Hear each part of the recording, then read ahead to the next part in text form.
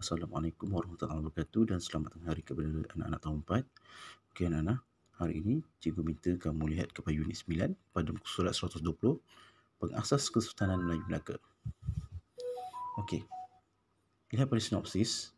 Sinopsis adalah latar belakang ataupun penerangan ringkas berkaitan tajuk ini ya. Kesultanan Melayu Melaka diasaskan oleh para meswara. Unit ini membincangkan latar belakang dan rentetan peristiwa perjalanan pengasas Kesultanan Melayu Melaka. Unit ini juga menjelaskan peristiwa pembukaan asal-usul Melaka daripada pelbagai sumber. Maknanya hari anak kita akan mengetahui tentang siapakah yang membuka Melaka. Okey. Kita akan mengetahui peristiwa asal-usul pembukaan negeri Melaka dan juga asal-usul nama Melaka mengikut perentetan peristiwa. Maksudnya tentang kronologi peristiwa dan juga kita lihat daripada pelbagai sumber. Baik anak-anak, itu pada muka surat 120. Anak-anak pergi pada muka surat 121. Apakah yang anak-anak akan pelajari? Yang pertama, menyatakan latar belakang pengasas Kesultanan Melayu Melaka. Kedua, menerangkan rentetan peristiwa perjalanan pengasas Kesultanan Melayu Melaka. Ketiga, menjelaskan peristiwa pembukaan Melaka. Keempat, menguraikan asal-usul nama Melaka daripada pelbagai sumber. Okey, nilai teras di situ, nilai teras sivik ialah kegembiraan. Okey. Yang pertama, kita akan melihat asas kemahiran pemikiran sejarah, iaitu menyatakan peristiwa pembukaan Melaka, menjelaskan peristiwa perayaan meswara, mengasaskan Melaka, mengenal pasti pelbagai sumber yang berkaitan dengan nama Melaka. Jadi kita akan mengetahui bagaimana Melaka ini dapat nama ya. Seperti anak-anak telah mengetahui bahawa negeri Melaka telah dibuka oleh para meswara. Okey. Telah dibuka oleh para meswara. Dan cikgu pernah menceritakan bahawa para meswara ini merupakan anak Raja Palembang yang telah lari ke Temasek, akhirnya lari ke dan membuka lari ke Melaka dan membuka negeri Melaka. Okey. Lihat pada muka surat 122. Kita mengenali pengasas Kesultanan Melayu Melaka. Okey. Kamu lihat pada muka surat 122, terdapat dua buah buku yang merekodkan tentang pengasas Kesultanan Melayu Melaka. Buku tersebut ialah Sulatus Sulatin dan Suma Oriental. Berdasarkan dua sumber tersebut, para meswara atau Sultan Iskandar Shah ialah pengasas Kesultanan Melayu Melaka. Sumber, kita pada Sulatus Sulatin ya. Kita ketahui bahawa Melaka dibuka oleh para meswara dan nama Islam Sultan para meswara adalah Sultan Iskandar Shah ya. Sulatus Sulatin ya. Sultan Iskandar Shah ialah pengasas Kesultanan Melayu Melaka. Okey, itu pada sumber pada Sulatus Sulatin Okey, sumber kedua yang Suma Oriental. Suma Oriental ni ditulis oleh Tom Pires, itu salah seorang penulis Portugis yang mengatakan para meswara ialah pengasas Kesultanan Melayu Melaka. Okey.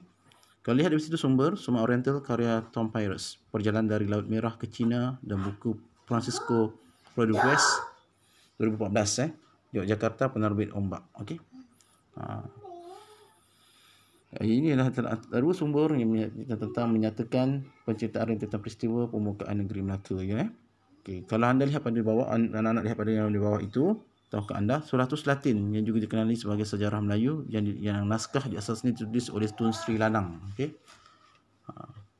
Tun Sri Lanang yang menulis buku Sulatus Salatin. Sulatus Salatin Kemudian diikuti dengan Soma Oriental, merupakan sumber Portugis yang ditulis oleh Tom Pires berkaitan pembukaan negeri Melaka. Okey. Anak-anak pada muka surat 123, pengembaraan para meswara membina kerajaan. Okey. Selepas meninggal Palembang, para meswara bersama-sama dengan pengikutnya melalui pengembaraan yang penuh cabaran sehingga tiba di Temasek. Okay. Di situ ada penceritaan bagaimana para meswara ke Temasek kemudian bagaimana baginda telah melarikan diri ke Melaka. Okey, pertama sekali, Temasek sebelum ini telah pun ditakluki oleh Siam. Okey. Kita lihat penceritaan di bawah Para meswara dan para pengikutnya menaiki kapal menuju ke Temasek dan bertemu dengan Temagi. Temagi merupakan wakil kerajaan Siam yang memerintah Temasek. Ketika itu Temasek di bawah jajahan Siam, di bawah wakil Siam iaitu Temagi. Okey. Lihat pada yang kedua. Kedatangan para meswara disambut baik oleh Temagi. Para meswara diizinkan oleh Temagi untuk menetap di Temasek. Pada asalnya Temagi ini membenarkan para meswara menetap di Temasek. Okey. Bolehkah beta berteduh di Temasek? Dipersilakan tuanku. Itu kata Temagi kepada para meswara. Kemudian ketiga, para meswara mendapati Temasek sesuai untuk jadikan kerajaan kerana kedudukannya yang strategik.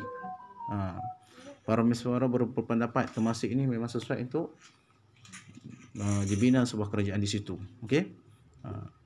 Alangkah baiknya jika beta dapat membina kerajaan di sini. Kata hati kecil para meswara. Apa yang berlaku seterusnya? Kita lihat yang keempat. Para meswara merancang serangan ke atas Temagi kerana para meswara hendak menjadi pemerintah di Temasek. Hal ini menyebabkan Temagi dibunuh. Bagi berdasarkan cita-cita para meswara, menjadikan cita-cita itu sebagai satu rancangan, para meswara membunuh wakil Syam tersebut, iaitu Temagi. Hal ini bertujuan untuk para meswara untuk membina kerajaan di Temasek. Okey. Temasek itu ialah kalau sekarang ialah Singapura Temasek Dulu nama lama bagi Singapura ialah Temasek. Singapura ialah Temasek dulu Okey. Kemudiannya kerajaan Siam menyediakan kelengkapan peperangan untuk menyerang para meswara di Temasek. Okey. Cis berani mereka membunuh Temagi. Beta sebagai pemerintah Siam harus menuntut bela. Hutang darah dibayar dengan darah. Okey, maksudnya Raja Siam tu marah kepada para meswara kerana membunuh wakilnya di Temasek. Kerana para meswara mahu menguasai kerajaan Temasek. Okey. Setelah mengetahui serangan Siam, para meswara berundur ke Muar bersama-sama dengan pengikutnya. Setelah para meswara mengetahui bahawa Siam mahu menyerang Temasek, lalu para meswara dan pengikutnya telah pun lari ke Muar. Okey. Lari ke Muar. Okey. Kemudiannya setelah para meswara meninggal Temasek dan para meswara dan pengikutnya ke Muar, okey. Para meswara mendapati Muar tidak sesuai untuk dijadikan sebagai sebuah tempat pertempatan. Sebab apa? Di situ banyak biawak. Okey. Para meswara dan pengikutnya meninggalkan Muar dan meneruskan perjalanan ke Sening Ujung. Okey. Apa kata para meswara di situ? Banyaknya biawak di sini. Beta rasa tidak sesuai tempat ini dijadikan pusat pemerintahan. Ampun tuanku, benar titah tuanku. Marilah kita mencari tempat yang lain. Kerana sesuatu Muar ini tidak sesuai untuk jadi pusat pemerintahan, lalu para meswara dan juga pengikutnya telah pun meninggalkan Muar. Akhir sekali para meswara melantik seorang wakil pemerintah di Sening Ujung. Sening Ujung dia meninggalkan dan melantik seorang wakil pemerintah dan para meswara meneruskan perjalanan ke tempat lain. Okey. Nak kita sedikit teknologi sebelum para meswara tiba di negeri Melaka. Untuk hari ini kita mengetahui tentang bagaimana pengembaraan para meswara dalam membina kerajaan. Okey. Nanti akhir sekali para meswara akan tiba di sebuah tempat akhirnya baginda telah pun menubuhkan sebuah kerajaan di situ dan pusat pemerintahan Nanti cikgu akan ceritakan lebih lanjut pada minggu hadapan. Untuk hari ini kita perlu mengetahui tentang pengembaraan para meswara dalam membina kerajaan dahulu. Okey. Minggu depan kita akan mengetahui bagaimana pembukaan Melaka oleh para meswara. Okey. Baik, anak-anak, cikgu harap faham dengan penceritaan cikgu tentang tajuk hari ini. Cikgu jika ada sebarang masalah kamu boleh bertanya kepada cikgu lah ya. Cikgu akan menjawab segala persoalan tentang tajuk yang kita pelajari pada hari ini. Okey anak-anak, itu saja pendengaran cikgu pada hari ini.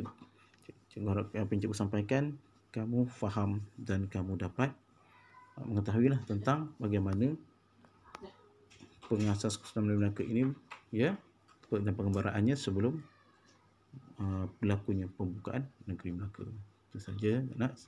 Sekian, terima kasih. Wabillahi taufiq hidayah. Assalamualaikum warahmatullahi taala wabarakatuh dan selamat belajar.